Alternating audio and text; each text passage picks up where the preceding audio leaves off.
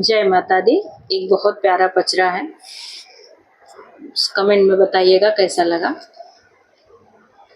निम्बिया की डरिया बैठे धोई रे सुगनवा हो कि भोरे होते ना, हो कि भोरवई होते ना, कि बोलई मधुरी बचनिया हो कि भोरवई होते ना, कि बोलई मधुरी बचनिया हो कि भोरवई होतै ना।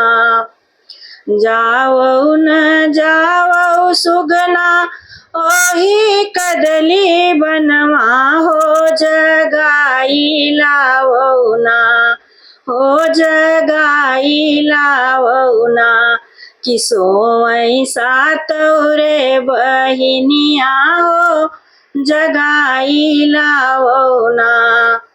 जावौ न जावौ सुगना ओही कदली बनवा हो जगाई लावौ ना, हो जगाई लावौ ना, कि सोवई सातौ रे बहिनिया हो जगाई लावौ ना।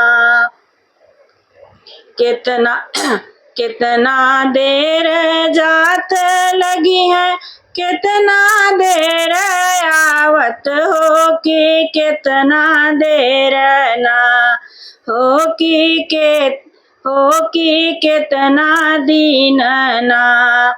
माई करी है बसेरवा हो कि कितना दिनवाना, कितना देर जात लगी है, कितना देर आवत हो कि कितना दिन ना, हो कि कितना दिन ना, कि मैया करी है बसेरवा हो कि कितना दिनवाना। पल भर जात लगी है, पल भर आवत हो कि नव दिन ना, हो कि नव दिन ना, कि मैया करी है बसेरवा हो कि नव दिन ना।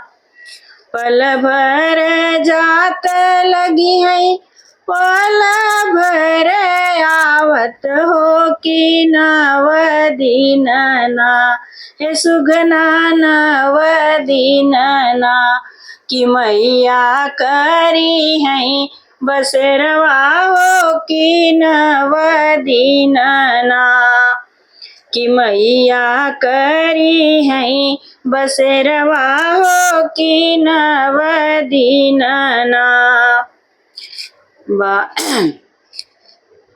कवन मैया हंसत आवै, कवन मैया गावत हो कि कवन मैया ना, हो कि कवन मैया ना।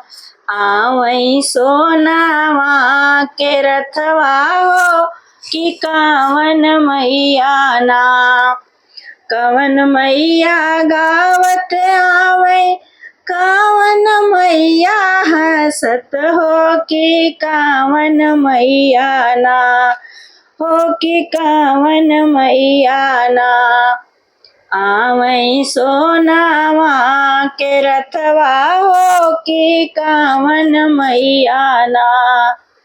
दुर्गा मैया हंसत आवै, शारदा मैया गावत हो कि सातौ बहिनी ना, हो कि सातौ बहिनी ना।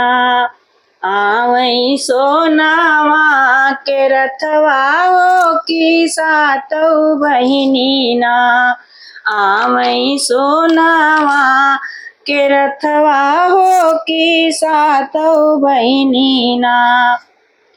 कहाँ बैठई दुर्गा मैया, कहाँ माँ शारदा हो कि कहवा बैठई ना, हो कि कहवा बैठैना। सुगना सातौरे बहिनिया हो कि कहवा बैठैना। कहवा बैठई दुर्गा मैया, कहवा माँ शारदा हो कि कहवा बैठैना। हो कि कहवा बैठैना। सुगना सातौरे बहिनिया हो कि कहवा बैठैना। कि सुगना सातौरे बहिनिया हो कि कहवा बैठैना। आंगन बैठई दुर्गा मैया, आंगन बैठई दुर्गा मैया, जिभिया माँ शारदा हो कि निमिया डारीना। हो कि निमिया डारीना। सुगना सातौरे बहिनिया हो कि निमिया डारीना। कि सुगना सातौरे बहिनिया हो कि निमिया डारीना। आंगन बैठई दुर्गा मैया, जिभिया माँ शारदा हो कि निमिया डारीना। हो कि निमिया डारीना। सुगना सातौरे बहिनिया हो कि निमिया डारीना। कि सुगना सातौरे बहिनिया हो कि निमिया डारीना। निमिया की डरिया बैठई दुई रे सुगनवा हो कि भोरई होते ना। हो कि भोरवई होते ना। बोलई मधुरी बचनिया हो कि भोरवई होते ना। बोलई मधुरी बचनिया हो कि भोरवई होते ना। जय माता दी।